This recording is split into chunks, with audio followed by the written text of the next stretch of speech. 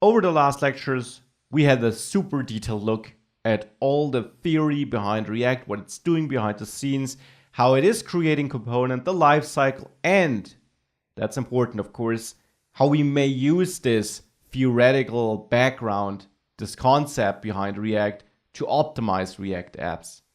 It is something you will also see in the course projects we're going to build.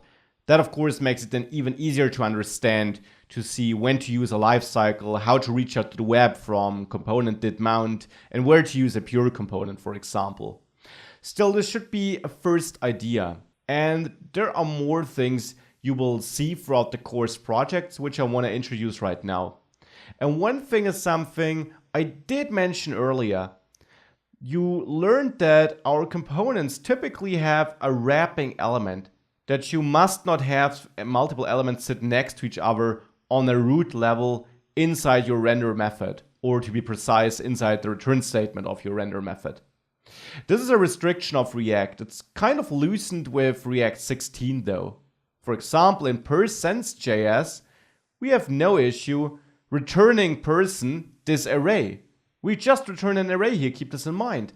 We're mapping this JavaScript array into an array of JSX elements. And that's an important takeaway. You may return an array of elements. This is something which is okay. Not elements sitting next to each other, but if it's an array of JSX elements, like it is here, it works. And of course you can do this here too in %JS. You could return an array of these three elements. Each array item then also needs to have a key though, as it's the case here for our % array. So no matter if you automatically generate the array with the map method, or if you do it manually, like so, you could of course have an array with the first paragraph, then a second element, and the third element here. This would be a valid array, though you need to key it. So let me comment out the first return statement for now, and let me save this updated code. If we now go back to our application, open the console, if we reload it and toggle persons, you see we actually get an error in between that each child in an array should have a key. You also see that the styles are missing. That simply happens because we no longer have this wrapping element which had the person class, which in this case was needed because here the wrapping div is not just a must, but something we also need for styling. So in this case, returning array isn't even optimal, but you can do it. And if you add a key with a unique ID, of course you can hard code it if it's not dynamically generated, as it's the case here. So if you do that, if you now save this and reload your application, toggle persons, no error to be seen. Still, in this example here, not the most useful thing because we actually need the wrapping div, but I wanted to highlight that you can return arrays. Now I'll go back to my old code here still, and you will most of the time have code like this and not return arrays. The exception is components which handle the rendering of lists like our persons component does. There it's very convenient that we don't have to wrap this changed array, this updated, this transformed array in a div. Now there's another exception. Let's consider the cockpit.js file. There we also have a wrapping div to apply the cockpit class. If we check out the CSS file though, we don't really need the cockpit class except for the button and so on, which we want to scope for this component. Well, we could simply create our own button class for this though. We could define a button class here for hover, combined with the red class, and also for red and hover. Now there's no cockpit class in there. And all we have to do in our code now is assign this button class, so that for our button, we either have classes button as a default. Keep in mind, CSS modules now give us this button class because we defined it here in the CSS file. And for the case that we want to add the red class, we would simply have an array of classes.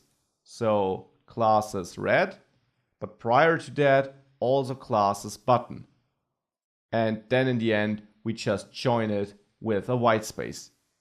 Now with that, if we save this code and go back to the application, the button looks and works as before, but now this wrapping div is redundant. We can remove the class name there and still have the same button style. So it's redundant, and it would be nice if you could get rid of it. Now one solution is to remove it and return an array of elements here, but there also is another alternative.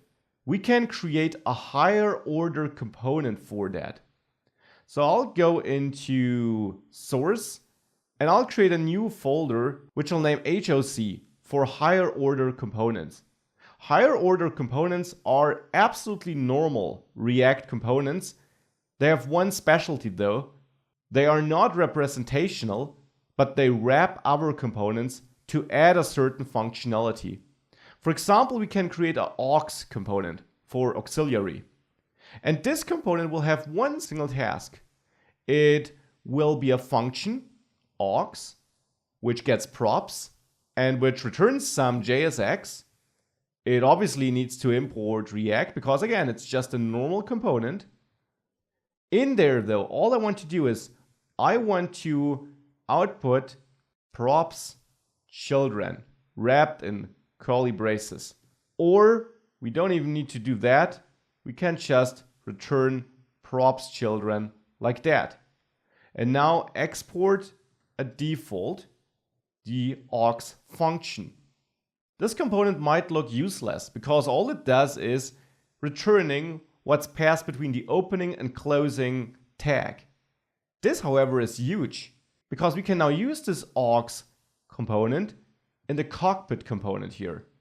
There we can import aux with a capital A from 2 levels up, HOC, aux.js without the file extension as always. And now we can wrap our code here with our custom aux component, the one we just created. Now we no longer get an error here because we have a wrapping component, but we don't actually create a wrapping HTML element because aux is empty. We may just return props children. That is the key takeaway. We don't have to wrap this. And even if props children are then adjacent HTML elements, as it's the case here, these are the children, it will still work in React 16. That's pretty cool because sometimes you don't want to introduce a separate HTML element, like a wrapping div, if you don't need it for styling reasons. It can even destroy your styling if you're using Flexbox or something like that. So with that, if we save this, we get a working application. No errors to be seen, except for React is defined but never used in aux. That is because we don't even have React create element, so we can remove it there even, make this even leaner, because all we do is distribute props children. So now we have a very lean setup, but we save this extra redundant HTML element here in the cockpit, this div which we don't really need.